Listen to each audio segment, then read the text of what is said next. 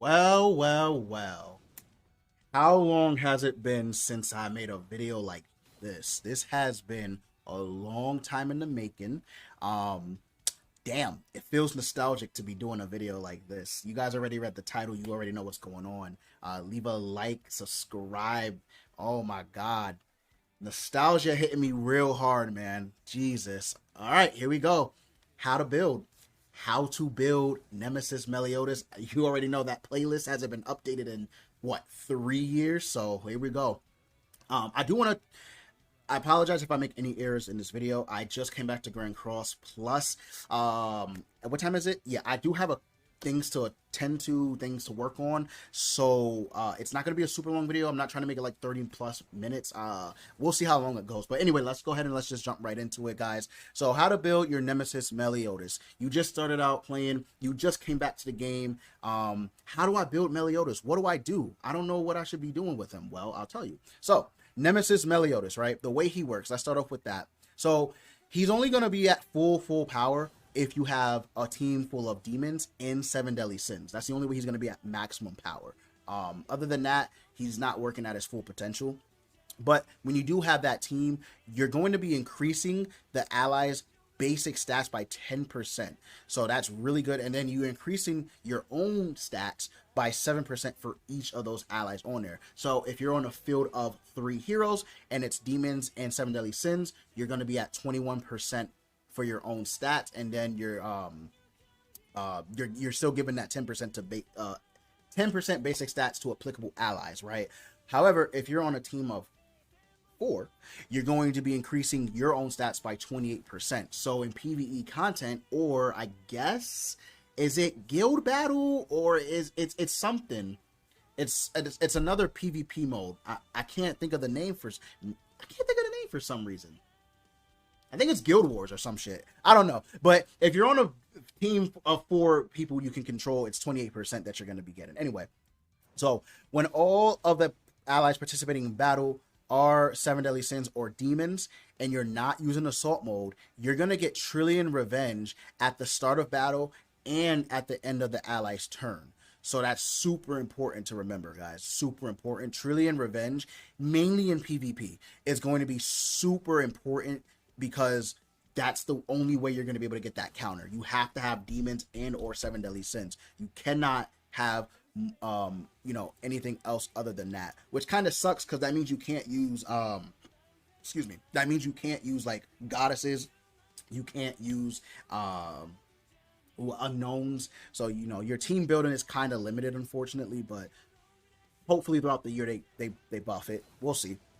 Anyway, so you get Trillion Revenge. It counters, right? You're immune to debuff effects. You're immune to stance cancel. You're immune, if applied at the start of the battle, you're immune to counters. So it's really good. Very, very, very, very, very, very strong. And then assault mode. For me, since I'm 2 out of 6, it's 50%, but if you're a 1 out of 6, it's 30%, and I think it goes up to okay, it just stays at 50%. So for me, it's 50%, right?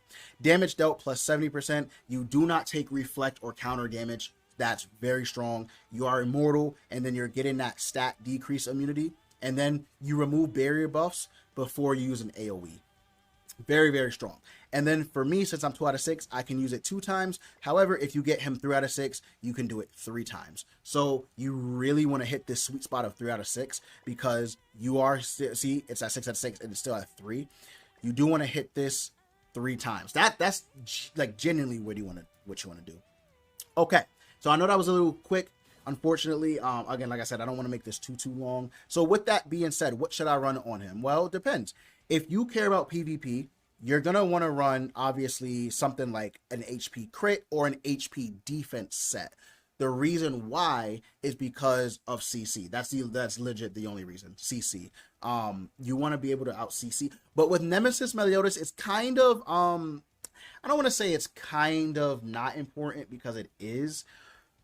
You can clutch a victory even going second with Meliodas. If you feel like you have a team that can clutch going second, you can run attack crit damage, right? You actually can run attack crit damage. This is the set I run on PvE. This this is what you want to run on PvE, point blank period. I know a lot of people are like, well, he's doing so much damage, it doesn't matter. It kind of does. Like, it low-key kind of does matter a little bit, because you do want to make sure you're optimizing as much damage to the bosses as possible, right? Demonic Beast Battle, Demon King, Supreme Deity. What else is a kind of difficult content? I can't think of one off the top of my head, but like stuff like that, you do want to maximize attack. I know a lot of people are like, well, again, it doesn't matter because of everything that you're getting support, you know, you're getting all these buffs from assault mode and everything like that. Guys, it matters. It matters a lot. So that's just my opinion. If you are doing PvE, if you are deciding to do PvP, or yeah, PvP, I personally don't care too much about PvP, but for geared HP and crit damage, I feel like you can clutch a victory off of that. If you're in the top tier bracket, like Omega level whales, you're not gonna run HP crit. If you are in that bracket, you're not watching this video. Like, let's just keep it a buck. You're not watching this video if you're like in the top like 0.1%, like top 100 players and geared PvP. You're not watching this video, so it doesn't even matter. But again, if you're someone who just started and came back to the game, HP and crit damage will take you a long way, I think, in geared PvP, especially if you're starting at the bottom. But if you do want to just go for more of the PvE build, I think attack crit damage will be the smart way to go about it. I do have attack rolls. Again, this is for PvE, so I know a lot of people are going to be like, you're giving out wrong information. I'm trying my best here, okay? This is what I personally think. So I think, and maybe this doesn't matter too much, but if you do want to give sub rolls of like crit chance and crit damage, I think that wouldn't be the worst idea ever. Because the single target is the bread and butter of his kit.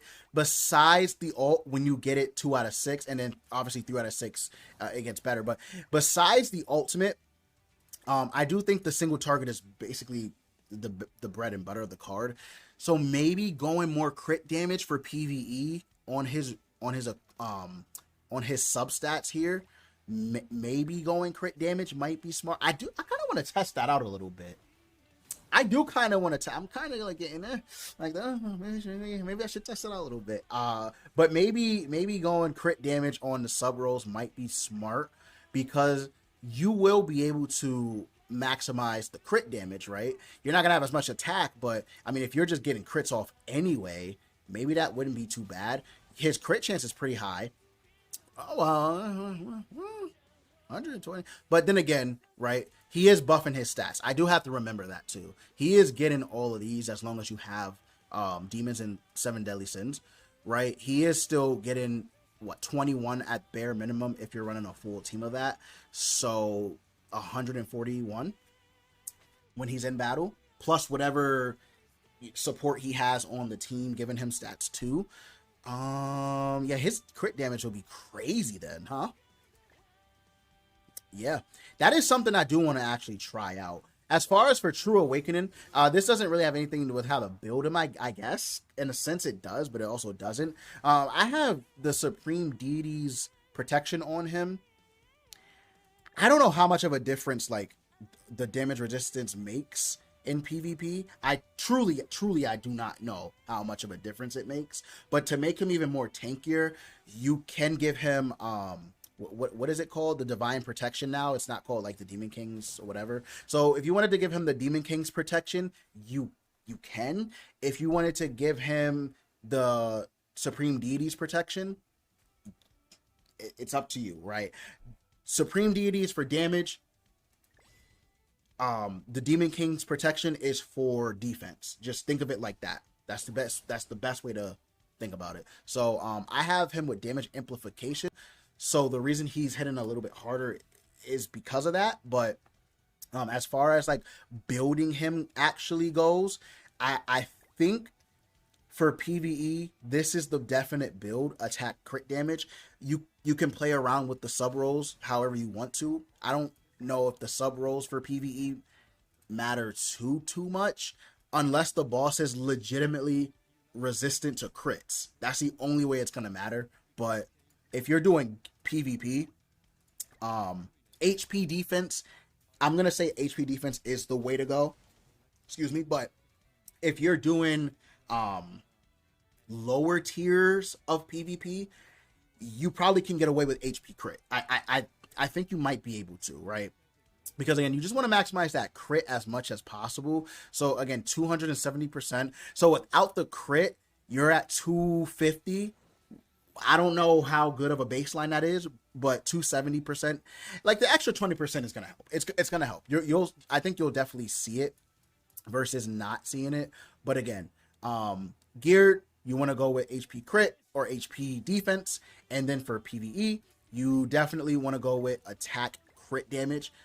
Like, just, I don't even know why you would go with HP defense for PvE. Seriously, I don't even know why you would ever do that. But again, that is my recommendation for Nemesis Meliodas here. A little bit of a short video, guys, but like I said, I have stuff to do. But thank you for watching. I appreciate each and every one of you. Hit that like and subscribe button. Again, if you enjoyed the video, comment down below what your build is on Nemesis Melee. I would greatly appreciate it. And as always, you already know, I will see you all later.